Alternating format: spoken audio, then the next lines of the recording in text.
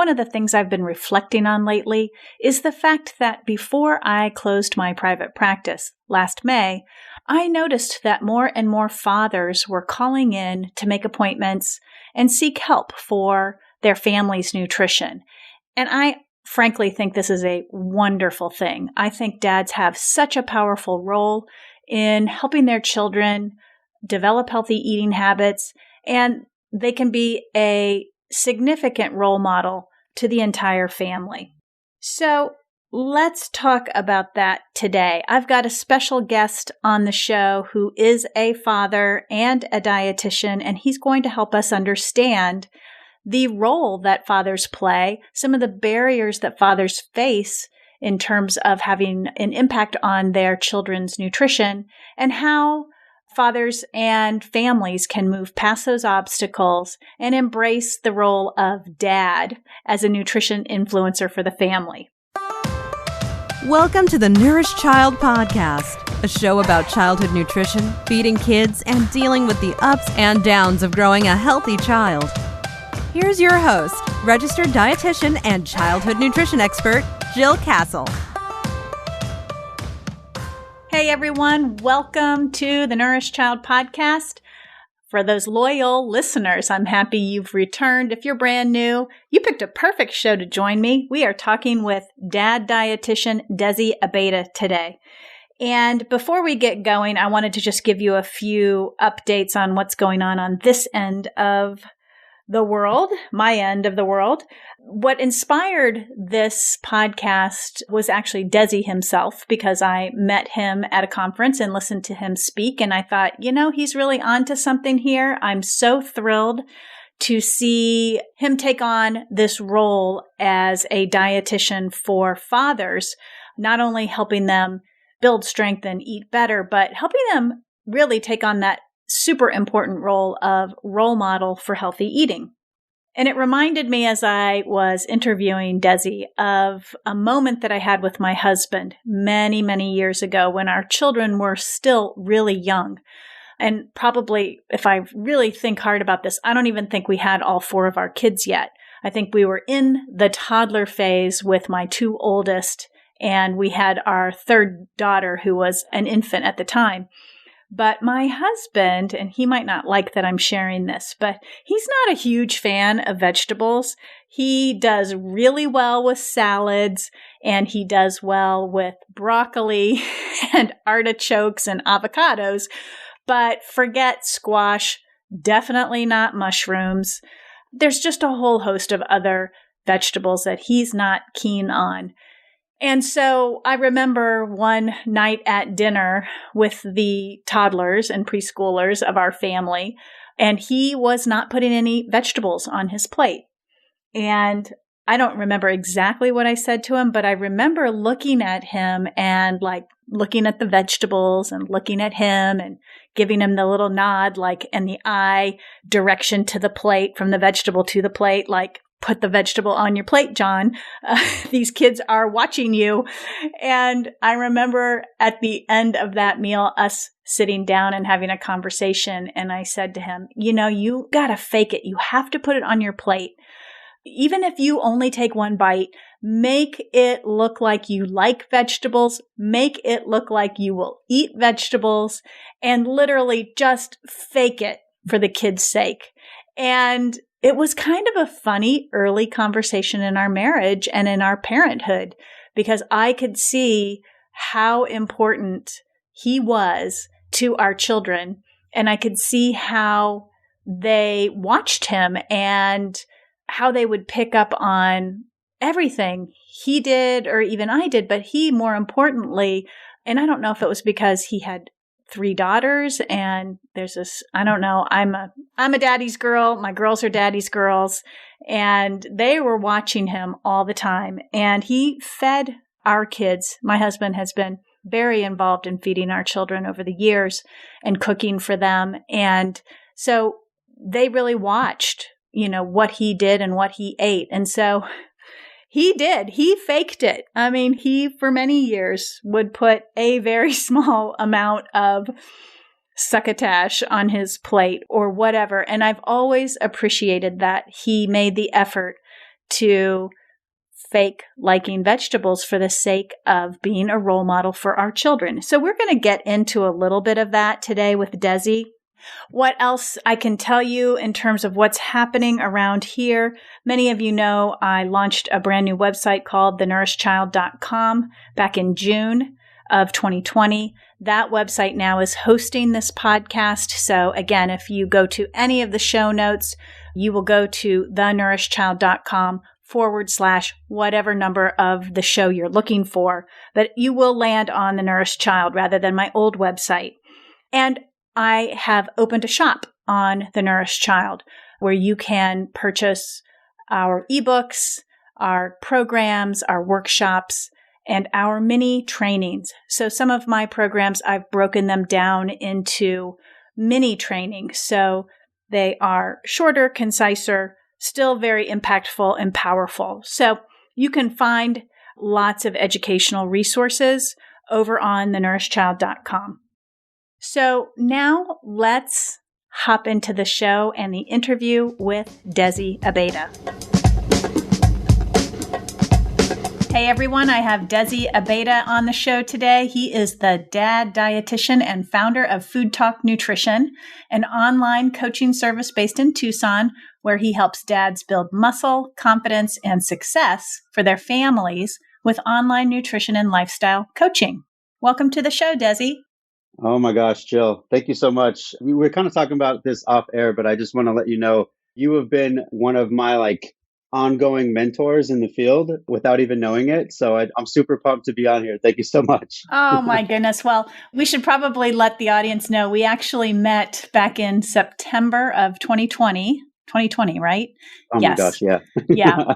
And we did a conference together. We both were presenters at a conference and we had a chance to meet and work together. And I just really love the work that you're doing because you're focused on dads. And I don't think there are too many people out there focused on dads. So, and this audience is a lot of parents out there and some professionals, but tell us a little bit more about the work that you do. Absolutely. So my daughter is going to be 5 in April here, which I don't even know how that happened. But when I first got into the field, it was literally around the same time that I became a dad. And so when I started the type of work that I was doing, I was actually working with eating disorders, which for me, for any professionals out there, if you want to hone in on your listening skills and your skills to be able to hold feelings and other things like that, please, please, please work in eating disorders. So as I was doing that, and as my daughter got older, I found that there was not a whole lot of dad resources. There's a bunch of mom blogs, there's a bunch of things for parents out there, but not anything specific for dad. So I found myself having to make a lot of mistakes, not only just with feeding or nutrition, but just in general. And so as I continued to grow, I was like, you know what, there isn't a big voice for dads out there. There's not a whole lot of people talking about dads with emotional wellness, physical wellness. And so I really built my private practice and my online nutrition coaching business around that concept of helping parents to prioritize themselves so that they can prioritize the needs of others. And so that's kind of how it started. And obviously, as it continues to grow, it's kind of expanded into helping dads and then parents and then other professionals. But Jill, I've just been so grateful for the opportunity at first to just make a bunch of mistakes and to fail forward. So that's been the metric, is just failing. I can appreciate that because I did that myself a long time ago. And there is so much value in failing. And I think that probably a lot of parents out there who are listening feel like they are failing, but we can both attest to the fact that there's a lot of learning in failing and a great opportunity to be a better person and parent to children. So with that, tell us, I know you have a story, you did a TEDx talk and you talked a lot about that relationship that dads can have with their children around feeding and eating. So I'd love to give you an opportunity to elaborate about that a little bit. Yeah. So when my daughter Rory was about, I want to say 3 months, my wife had to go back to work and it was just me and her. And, throughout the process of trying to just do the base level of feeding, I found that I was failing. She hated the bottle. And instead of diving into opportunities and research, I just got so frustrated. And I remember there was this moment, Jill, where and it was life changing for me because I was like, all right, cool, this isn't about me. Right. So I FaceTime my wife, and then what I wanted to show her was like, listen, this is what this little 3-month old is doing to me. Like, she's driving me nuts. She's being so mean to me. And so I have her on FaceTime. My daughter Rory is crying. She's screaming. I got my wife crying, and then I'm crying. And it was just a moment for me that I was like, okay, this is not working. This isn't really about me. This is a bit more about like, okay, what can I learn from the situation and how can I help my daughter? And so that's really where I came across Alan Satter's work of division of responsibility of feeding, right? And so Hmm. for me, it was really a cool opportunity to not only get the research, but then getting to a point where I was really successful. And so I ended up taking her to a breastfeeding support counselor. And getting in there, like as a dad, like one, I'm the only dad in the office, right? This is pre-COVID, right? And so what I found during the process is like, as I was trying to feed her, like I was like ready to battle with her. The counselor had said to me, like, Dezi, it looks like you have a weapon. It looks like you're ready to go to battle. And it was. And I think a lot of parents can really resonate with that because when you're trying to feed your child and they're not eating the things that you put out, or you're just really concerned about their nutrition, it almost becomes like a fight. And having talked to a lot of parents, like, okay, cool, this resonates. Thank you so much that I'm not the only crazy person that fights with my daughter. Hmm. So in doing that, I had a chance to audition for TEDx Tucson here in Arizona, and telling the story of, hey, I'm a dietitian, I'm an expert, I am a professional sports dietitian, I've helped people with eating disorders, I've helped hundreds of people, but hey, I couldn't even feed my daughter. Like, what kind of shame comes with that? And so I got to tell that story of the parallels between my experience and the parallels between some of the diet culture that we see out there in reference to what we see from the standpoint of eating disorders and what we see from the standpoint of just developing a good relationship with food. And Jill, the big idea that I posed to everyone was like, hey, what if we started to think about food in the same way that kids do, with excitement, with joy, with intrigue? Instead of thinking about it like, well, this has to be the vessel towards my weight loss goals, or this has to be the vessel towards a new body.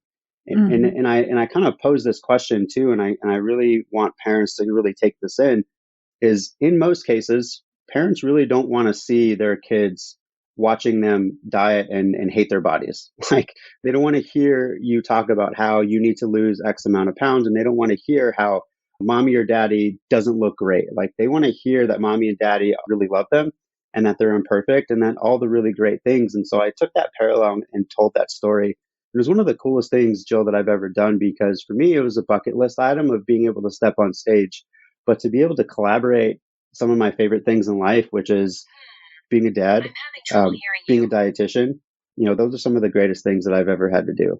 Yeah, I can resonate with that because you might not know, but I did a TEDx talk too. And it was a story of my picky eater daughter and just the come to Jesus moment when I realized that all of my training and experience and was for nothing. Yeah. At the moment, I was like, I can't feed this child, and she is, losing weight and anemic. And I was mortified and shameful as well. And so I think that for listeners out there who are tuned into the show, we both get you. There are moments in nourishing and feeding your child that are not proud moments, that are rock bottom moments, that are moments that you're just really struggling to see the light and figure out the path out. So I really appreciate your story, Dezi, because I think a lot of parents feel that way. And actually, I think that a lot of dads feel that way, but because of the way families are structured and because of the way for a lot of families, the moms play the primary feeding role. I wonder what you think of this, but I wonder if dads could actually be feeling some hidden shame that it's not even acceptable for them to express the shame and the feeling of failure that they might be feeling. No, Joe, absolutely. I think, before the pandemic hit, I was supposed to jump on stage for South by Southwest. And then obviously things got shut down and I couldn't tell my next story, which was how the modern dad is transitioning towards being more of an equal partner at home.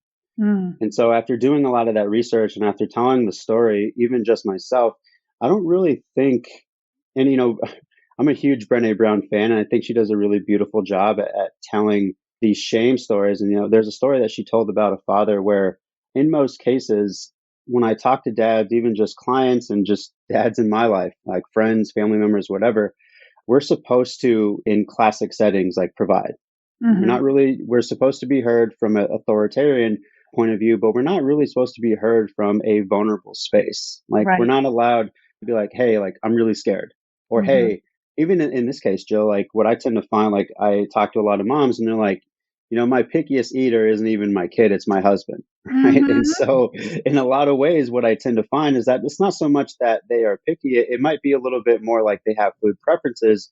But going even deeper, if you allow like a guy to have safety, you allow him to be able to talk about some of what he's scared with and peel the onion, it goes back to, in most cases, like, I don't have the tools in order to be successful. I don't have the education, or I don't have the support to be able to talk about, like, hey, I don't know how to feed my kid, or I don't know what a sound nutritional lifestyle looks like. I don't know what a healthy lifestyle looks like. And so, after jumping on the phone with a lot of dads out there, I'm continually finding like, oh, it's not so much that they don't have the tactics. They might need to learn the tactics, but it's that they don't have the support to be able to fail and feel like it's okay. Yeah. Have always appreciated in my own husband his ability to be present 110%. I used to always say Yeah. when he's around, he's 110%. Yeah. He gives a lot more time and attention than you would expect. I think time is one of the things that a lot of dads face, though, the lack of Yeah. time, FaceTime with their kids. So can you talk a little bit about some of the obstacles for dads when we're really talking about how dads can better help their kids with healthy eating, but they're facing some obstacles. And I'm Yeah. curious as to what you think some of those obstacles might be or challenges. It's funny, Joe, because I'm sure you probably do this all the time, is you go into telling a story or a concept, and then it's either during COVID or pre-COVID, right? Like, Mm-hmm. those are the two time frames. And so I'm finding two things. So on one end, kind of pre-COVID, is obviously most people were going to work. And so coming home, trying to be present, it was really hard with a lot Mm-hmm. of dads that I was talking to. Now, during COVID, it's like, how do I get my kid away from me? Because everyone's home, right? Most people Yeah. are working from home.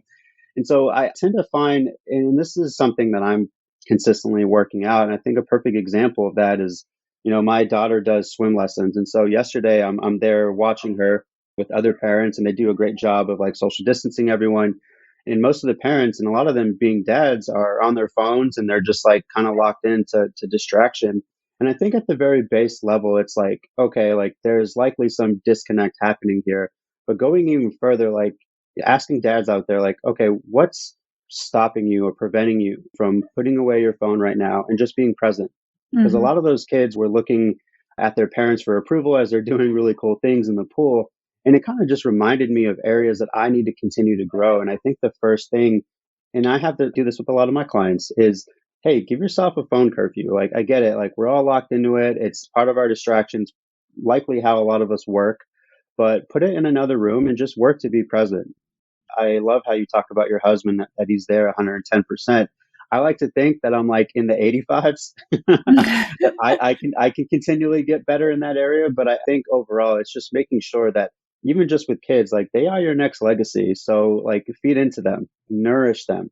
And really all they want, and they don't want a perfect parent, they don't want a perfect father, they just want you to be present. And that's something that I really valued in my father, is like, he was really present with me. And that's something that I continually try to work on with my daughter.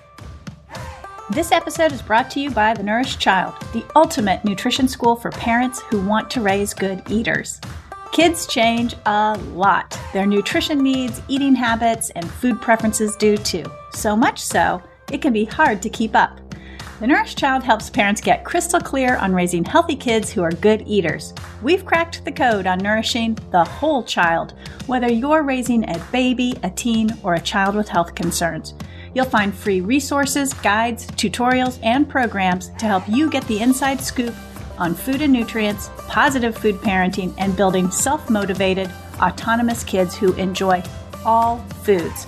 The Nourished Child builds you up with nutrition and feeding know-how so you can confidently raise a healthy, happy child. Visit thenourishchild.com today. I know for my husband, his father was very present for him as well. Mm-hmm. And I think that changes you, or that puts an imprint on you as a young man growing up, to have that as a role model.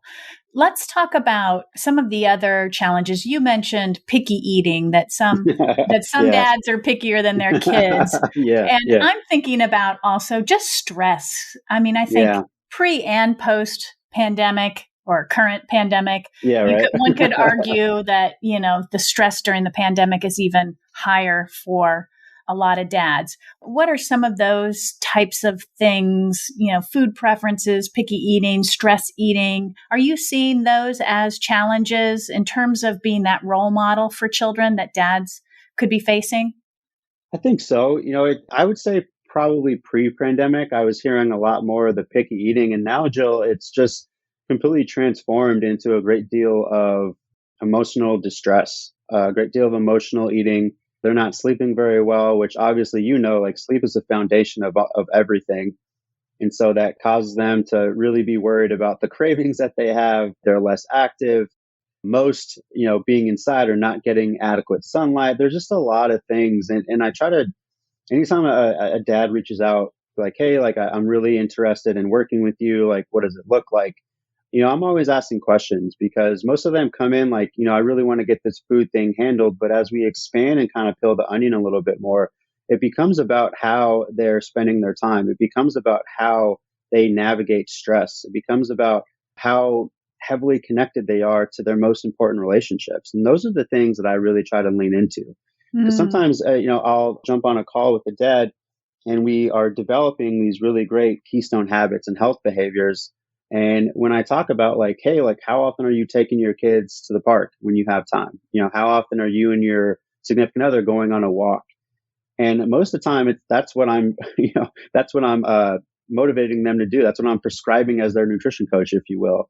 And when they get off the phone and they kind of talk to me in the app, they're like, are you sure you want this to be my action? Like, yes, I want it to be your action item. I need you to feel connected, because, the longest study of happiness at Harvard showed the people that were the healthiest had the most deeply connected, healthy relationships. So for me, after watching that TED Talk and reading that study, it was like, oh, this is easy. We just got to teach people to be more connected to the most important relationships. Mm-hmm. Mm-hmm. And I think that is a very viable pathway into modifying eating habits and having that healthy role model status for children. Yeah. How do you, if you were to map out the perfect balance of a day for a dad who is working, but like, take us through sort of an ideal day for a dad who wants to be a positive role model for their children? That's such a great question, because it's something I address with just different levels of people, because while we're not all the same people, there are some consistent tendencies. And so I try to help the person understand their own personal bandwidth.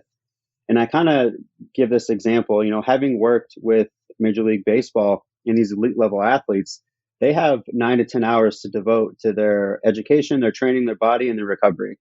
Mm-hmm. And so in most cases, I'm helping a dad to understand and be realistic about his own personal bandwidth.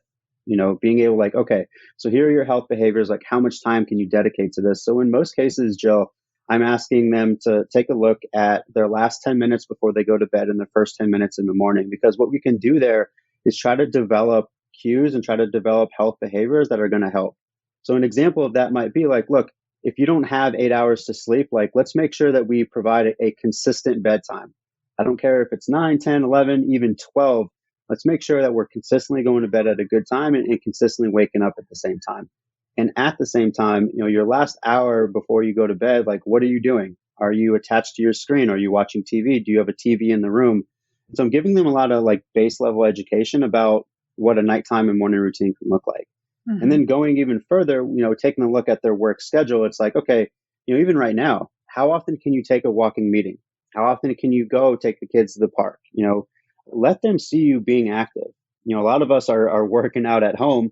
And so being able to have your kid watch you do that, I think one of the biggest compliments that I've ever received and I have them in my office here, is my daughter drew me with a barbell.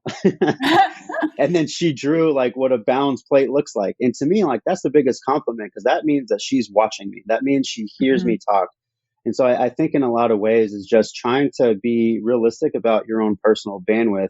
And then the time that you do have, making sure that your kids see you. I mean, Jill, you know this, like they're a sponge. I mean, Mhm. all of us at some point has let a curse word out at some point, and our kids have repeated it and like, oh, gosh dang it. Yes. The most inopportune times. Yeah, yeah. It's like, oh my gosh. Like there's so many times that my wife looks at me like, oh my gosh, Desi, that is you. Like I'm sorry. I get really animated during my coaching calls. I get really animated during my podcast, and I'm so sorry. But again, you know, your kids are always watching. So as much as you can, getting out, taking them to the park, go on walks, letting them see you be active, and eating with them. I think that's another thing too. Like sit down and eat with them. Let Mm, that be your mindful moment where you breathe through your nose and you're just locked into what they have to say. I mean, some of my favorite conversations are at the table when we're just eating a snack because I have my daughter pretty much throughout the whole day until mom gets home at 5 or 6. You know, she's an essential worker. Shout out to all those who do that. yeah. Um, yeah, it's just, it's a cool opportunity where that's where I can be 100% connected and present. It's still something that I'm still working on though. Yeah. There was a study of kids under the age of 12. Maybe you saw this. It was in the Academy of Nutrition and Dietetics Journal. Hmm. And as a result of the study, what the kids thought were that dads and moms were perceived as equal role models when it comes to healthy eating habits. Yep. The study also found that the kids were more likely to mirror their father's intake of many snack foods. Yep. Does this surprise you? No, not at all. Not at all. Because I came across a similar study, which caused me to like really dive into the dad sphere, if you will. Mm-hmm. So hearing that, I'm not surprised at all because I think, and it goes back to like just jokingly when I talk to significant others, it's like, I really want to make sure my kids are nutritionally sound. I don't know how to do that. I feel like I'm making mistakes. And let me tell you, they're dad. And then it just kind of goes in. So Yeah. yeah, I'm not surprised at all. Yeah. One of the things, I don't work in private practice anymore. I ended up closing my private practice last spring during the pandemic. But what I noticed was I was having more dads call me for consultation for their Yeah. children than moms. It was really starting to shift. And I thought that Yeah. that was so interesting. I thought it was wonderful that, fathers were taking more initiative with seeking help for feeding and nourishing their children. But one of the things that I am curious about, and I'm interested in your perspective on this, is do dads have realistic expectations, do you think, about their children's eating habits?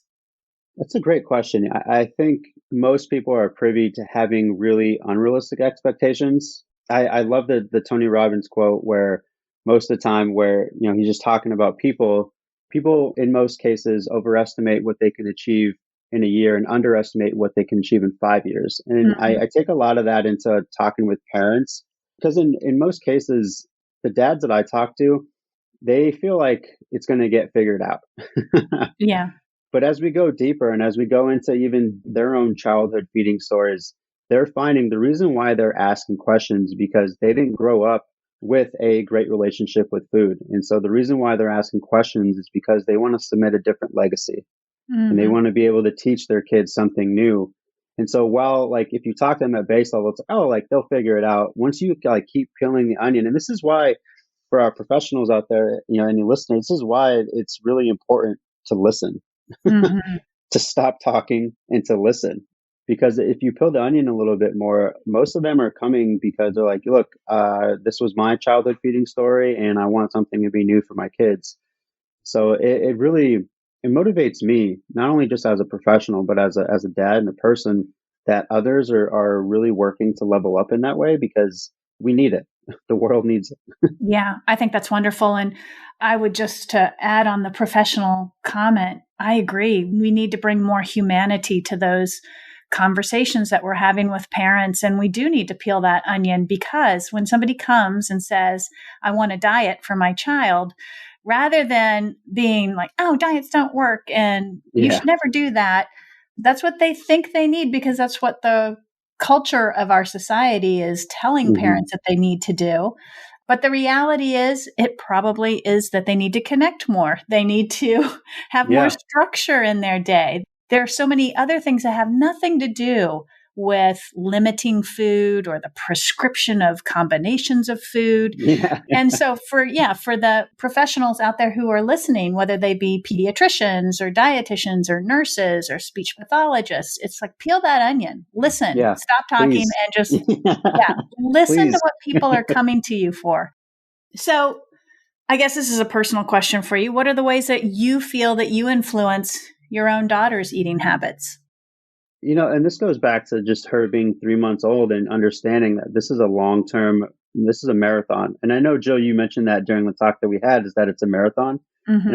I really love that because it affirmed my stance because, some of the things that my daughter used to love, like my siblings would always call my daughter a bougie baby because she really loves salmon, right? Mm-hmm. She really loves sweet potatoes. And so things like that. And now as I find it, it's like, okay, she doesn't like a lot of things that she used to enjoy. And it's my duty to not get probably overwhelmed about it. It's my duty to do my own work. I'm not screwing up my daughter's life. If I'm there and I'm present and I'm loving and compassionate and empathic, then things are going to be okay. So for me, even just with some of her feeding behaviors, I try to make sure that I try to sit down with her. And right now, with the way things are, working from home and trying to parent and everything else, there are times that I don't. I'm not going to Mm-hmm. lie to you, Jill. There are times where I have to get on a call. She wants a snack.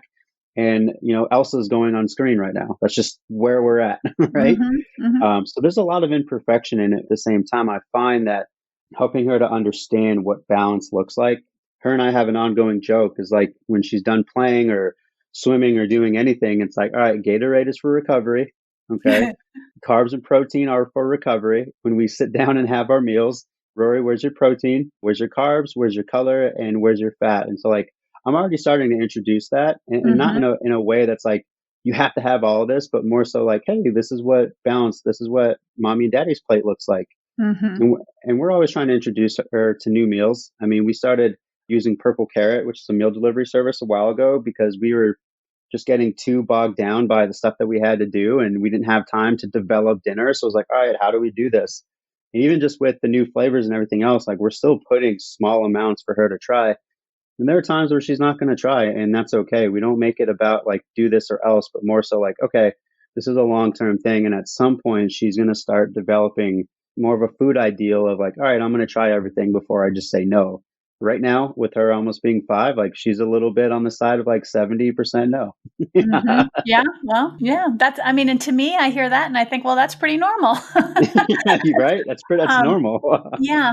When I think of parenting and, as I've been in this field for a long time, I'm starting to like think about things even more simplistically than ever before. Like if you just think of your Yeah. job as a parent to be an exposure agent, Oh, I that love it. your job is just to bring lots of different things to the table. You don't have to do anything else. Just bring lots of things to the table and see what happens. Be curious.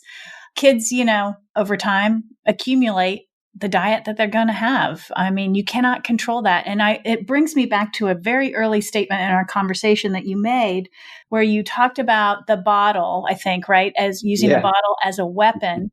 Yeah. Yeah. And it made me think, a lot of parents use food as a weapon. They don't intend to do that Yeah. by any means, but it turns out that sometimes in this dynamic of feeding our children, we're using things like forks and spoons for feeding babies, or cups, or bottles, or just food in general as weaponry to Yeah. get the kids, to get children to do what we want them to do. And that's not our role. Our role is not to get our kids to eat. Our role is just simply to bring the foods and a variety of them to the table and let them Yeah. figure out the eating part. So I guess my last question for you, Dezi, is how can moms, so a lot of moms are probably listening to this show, so I want you to give moms advice on how they can let the dads in their lives shine Yeah. as nutrition role models. I love this question. All right. So, moms out there, I think that this works both ways, right? Moms out there, you never want to be the husband's dietitian, and husbands out there, I can definitely resonate with this. You don't want the significant other being your dietitian. So what I'd say from the forefront is like, hey, sit down and have the conversation, right? So if it's for the moms and significant others out there, if you are concerned, sit down and talk about the things that you envision about your family's eating habits. Sit down and talk with the fathers about like, hey, this is what I would love your role to be. How does this sound? Because I think at the forefront, when the conversation is being had, I think a lot of dads will shine because this is where they're given a voice. This isn't where they take the back seat, but more so like, okay, my significant other wants to empower me to do something differently. So I think that's the first thing. The second thing is allow the dad to fail, right? Allow the dad to fail and then come back and talk about it. Because if the dad goes in knowing that he might make some mistakes, but knows afterwards that he's going to have some compassion and empathy and a teammate in the process, that's where I think a lot of dads would shine. And I think in most cases, no successful person has ever said they did this alone. Okay. And it's the same thing with this feeding relationship. So if you can sit down, have the conversation and provide enough safety to come back and show yourself to be a equal partner and an equal teammate, dads are going to shine. And if you need resources, obviously you have Jill Castle here. And you, Dezi. Yeah. Well, thank you so much for that. Where can listeners connect with you and find your work? Absolutely. So you can find me on a couple different places. I am most active on Instagram. So my handle is @FitDadsCoach. I also have a podcast, the Men of Purpose podcast, where we're talking about parenting, culture, nutrition, lifestyle, and ways for you just to begin to prioritize yourself. So the podcast is the Men of Purpose podcast. You can find us obviously on iTunes, also on Instagram @MOP Podcast. And then I think another place too, where I really repurpose a lot of my content is our Facebook group. So Jill, I can provide you with the links to all of this, but for those listening, you can jump on at OPN. So it's Our Purpose Nutrition. It's a lifestyle group for parents just really working to be more purposeful about everything that they do. That's awesome. And friends out there, if you want associated episodes with this one, head over to episode number 16, where we talk about healthy relationships with food with Julie Dillon Duffy. Episode number 20, Communicating with Teens with Nicole Burgess. Episode number 32, Teaching Healthy Eating Through Activities with Connie Evers. Dezi, thank you so much for coming on The Nourished Child today. Hey, absolutely, Jill. Thank you so much. Thanks for listening to this episode of The Nourished Child. Now here's what I want you to do next. If you haven't grabbed my free checklist, How to Nourish a Child, head over to www.thenourishedchild.com and click on the show notes for this episode. This checklist is designed to give you a clear path and the steps you need to take to raise a nourished child inside and out. Also, if you love the show, I'd love for you to rate and leave a review on Apple Podcasts. Not only will this give the nourished child a boost, it will also help other parents find it. Now, let's wrap this up. I'm Jill Castle, and until next time, give that child in your life a loving squeeze today. Bye for now. Thanks for listening to the Nourished Child podcast, where the #1 goal is to help you grow a nourished child inside and out.